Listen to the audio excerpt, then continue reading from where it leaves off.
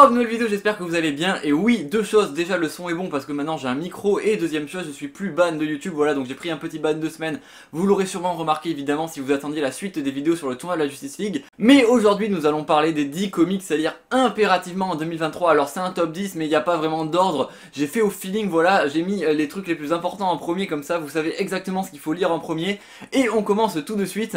Et évidemment le premier, si vous avez vu passer la news vous en doutez, mais c'est Ice Cream Man. Je suis complètement fan de cette série. J'ai commencé les vidéos avec ça, ma première vidéo sur un comic c'était sur Ice Cream Man. Et vraiment c'est une série que j'adore, ça fait 5 ans qu'on attend qu'elle soit éditée en VF, 5 ans c'est long. Et enfin en mars elle arrive dans la collection Hudgin and Mudgin, je ne connaissais pas cette collection. Donc en gros Ice Cream Man c'est quoi? C'est une série anthologique d'horreur, donc en gros chaque numéro, chaque chapitre en fait, chaque issue en anglais peut se lire indépendamment les unes des autres. Donc en gros vous pouvez lire le numéro 1, le numéro 25, le numéro 22 après, enfin il n'y a pas d'ordre, sauf évidemment qu'il y a un fil rouge. En gros chaque histoire, leur point commun, c'est que évidemment il y a le Ice Cream Man. Donc le Ice Cream Man c'est une espèce de demi-dieu alien en fait qui vient évidemment faire chier les gens. Donc au début c'était plutôt une série d'horreur, en gros à chaque fois tout le monde mourait, c'était atroce etc.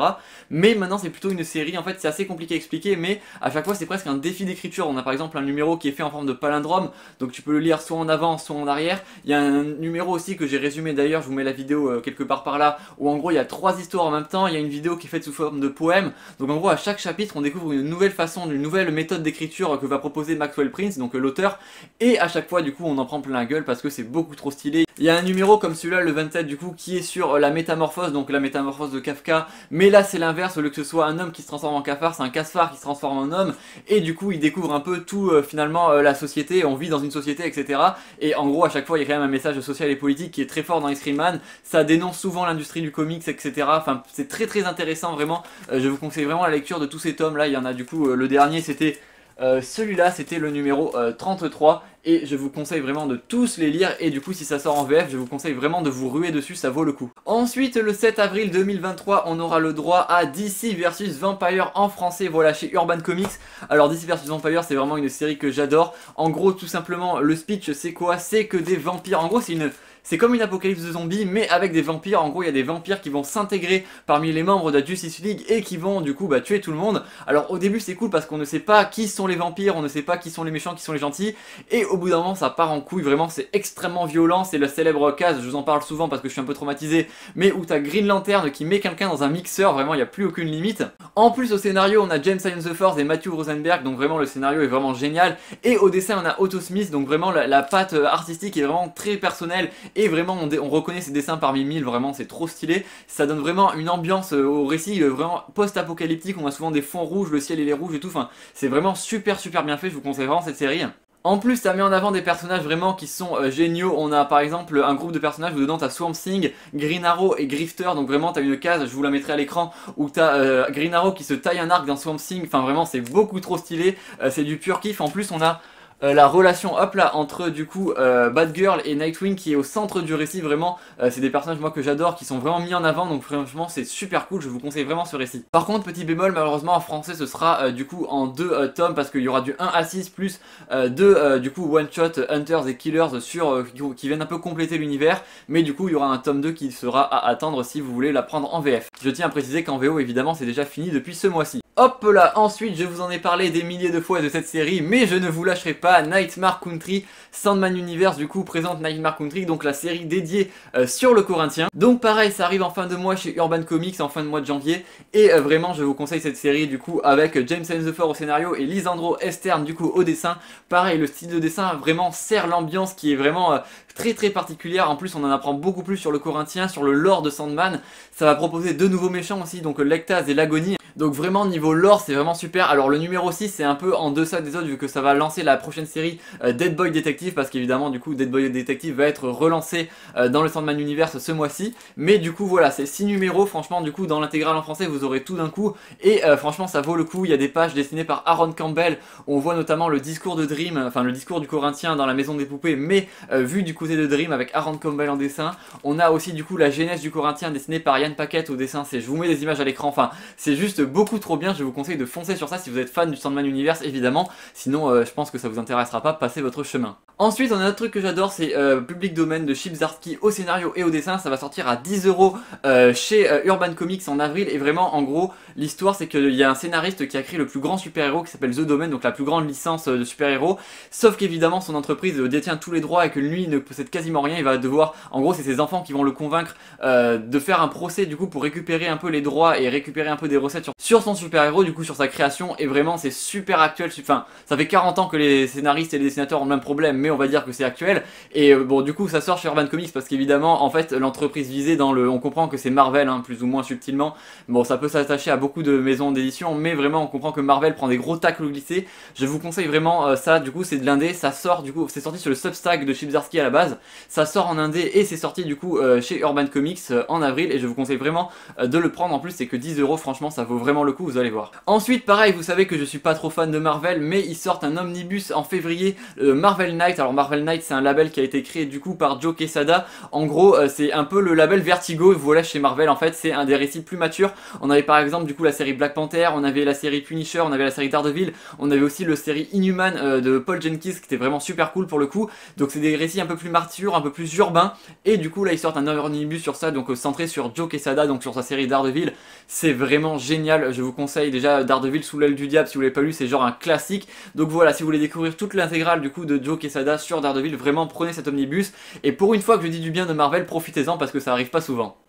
Hop là, j'ai perdu le compte, mais alors je suis à l'envers peut-être, oui, j'ai perdu le compte du top, mais le prochain truc que je vous conseille vraiment, c'est le One Bad Day Riddler. Donc pareil, ça sortira chez Urban Comics, par contre ça sort pour 15 €, alors que lui, du coup, il était à 8 € en VO, alors que c'est la même histoire, en fait, comme vous pouvez voir, c'est un one-shot. Mais vraiment, du coup, moi, le seul hic que je vais retenir, c'est le prix 15 € pour un one-shot, ça fait extrêmement cher, donc prenez-le en VO. C'est alors, par contre, l'intérieur, c'est vraiment une masterclass. Fitzgerald au dessin, c'est magnifique, et Tom King, son scénario est absolument génial. On en apprend plus sur le Riddler, et surtout, on va en apprendre plus sur ses motivations personnelles, donc ça c'est assez cool pour une fois. C'est souvent un perso qui est assez énigmatique pour le coup, et là on en apprend plus sur le Riddler, donc ça fait vraiment très plaisir. Voilà, moi vous savez que Tom King, comme vous pouvez voir, je suis complètement fan, j'ai quasiment tous ces trucs, c'est une masterclass.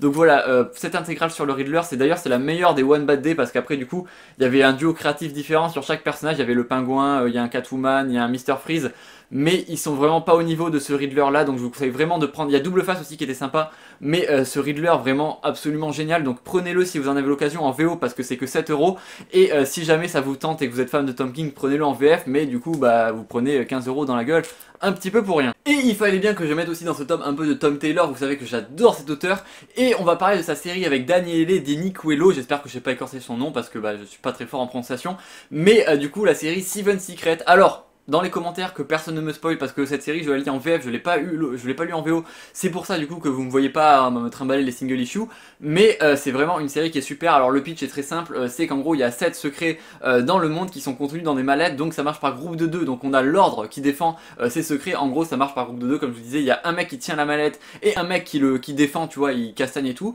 Donc on va suivre l'histoire de Caspar du coup qui va se retrouver bah, du coup à protéger une mallette, et évidemment ils vont se faire attaquer par les méchants, ça part en couille.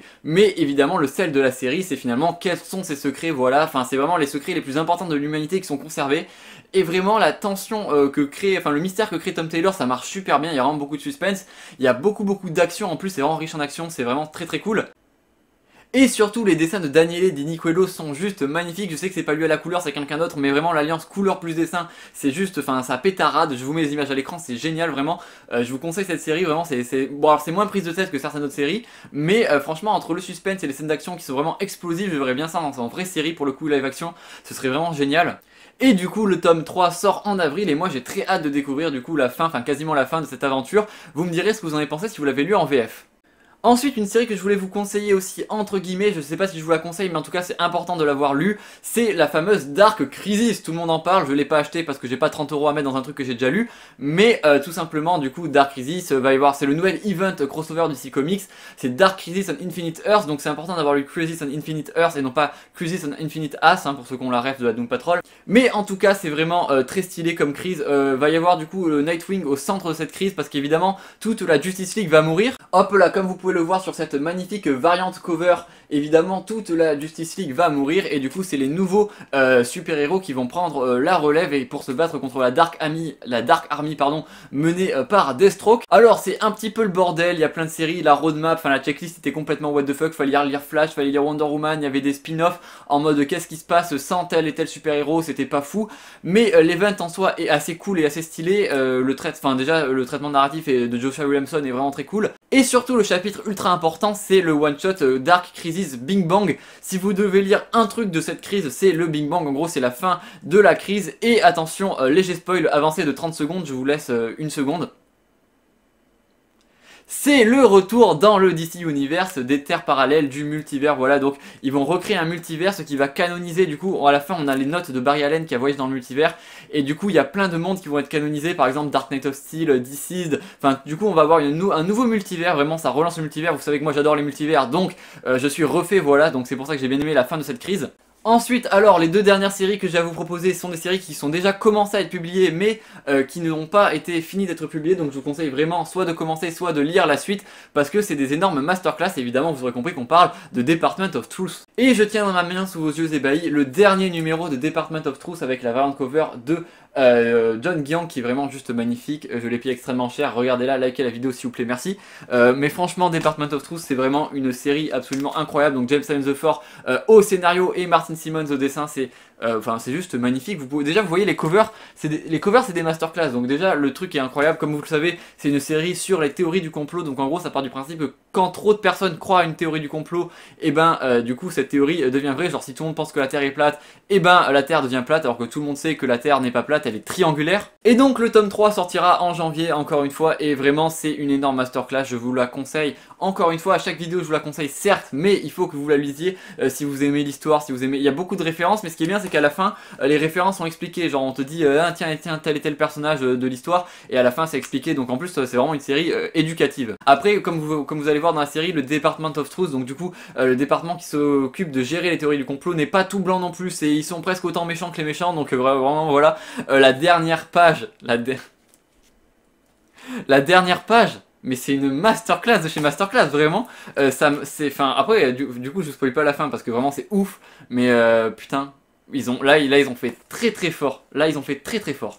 Et ensuite, la dernière série que j'ai à vous conseiller, évidemment, c'est Nightwing. Nightwing qui est du coup le Nightwing Infinite de Tom Taylor et Bruno Redondo, qui sortira aussi du coup le tome 3 en VF, et vraiment lisez-le. Alors là, nous actuellement en VO, on est au tome 99, le tome 100 sort ce mois-ci dans 2 semaines. Et c'est une masterclass, surtout avec les événements du coup post-Dark Crisis, vraiment. En fait la série était déjà une des meilleures séries en fait, rien qu'en VF sur de DC Infinite, c'est une des meilleures séries. Et ça ne fait que monter, genre enfin c'est assez rare quand même qu'une série monte comme ça. On se demande où est-ce que Tom Taylor va s'arrêter, vraiment c'est, bon alors ça c'est les variantes covers de Jamal Campbell qui sont juste magnifiques, mais les dessins de Bruno Redondo vraiment valent le coup d'œil, ils sont magnifiques, il y a un numéro qui est tout en fresque, enfin vraiment c'est magnifique. Et le scénario, en plus ce qui est bien c'est que en plus ça nous fait du neuf, c'est des nouveaux méchants, du coup bon il est toujours à Bloodhaven mais c'est quand même une ville qu'on n'a pas trop l'habitude de voir, donc l'univers est nouveau, tous les personnages sont quand même des nouveaux personnages qui sont introduits au fur et à mesure. On a le Nightmite qui a été introduit il y a 2 ou 3 numéros, et franchement ça vaut le coup. Si vous aimez les séries de super-héros un peu à l'ancienne, ça me rappelle un peu quand j'ai commencé les comics, que je découvrais Justice League of America, que je découvrais les premiers comics Superman, les comics du coup Batman. Quand tu découvres tous les personnages, quand tu découvres les comics, et ça me rappelle ces moments-là. C'est vraiment une masterclass. Tu te fais Madeleine de Prouster la gueule, alors que c'est quelque chose de nouveau. Enfin franchement, c'est Tom Taylor à cette écriture comme ça qui est à la fois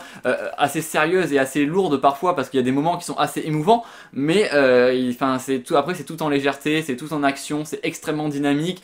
On a des cases en mode d'emploi, genre quand il se bat et tout, enfin avec tous les mouvements découpés, c'est vraiment génial. C'est une des meilleures séries de super-héros que je lis actuellement, voire la meilleure série de super-héros avec Dark Knight of Steel, et donc je vous conseille vraiment de lire Nightwing. Et sur ce, après avoir foutu un bordel monstre dans ma bibliothèque et sur mon lit, je vous propose du coup de liker cette vidéo et de vous abonner pour suivre la chaîne, parce que comme je vous ai dit, il y a plein de concepts super cool qui arrivent. Vraiment, j'ai très hâte de vous montrer tout ça. Je travaille bien les vidéos, surtout il y a une vidéo sur le Phantom Stranger qui sera un peu un hommage à la chaîne du coup de Didgeridoo 5 théories. Je sais pas si vous connaissez, mais je pense que oui quand même. Et donc voilà, j'aimerais bien beaucoup travailler cette vidéo.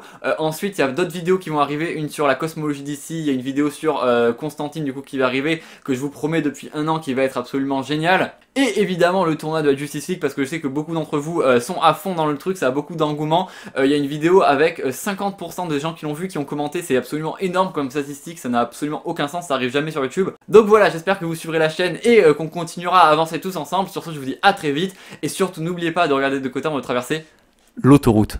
Je veux pas aller à l'école. Ah bon? Quelle père la vertu vous faites?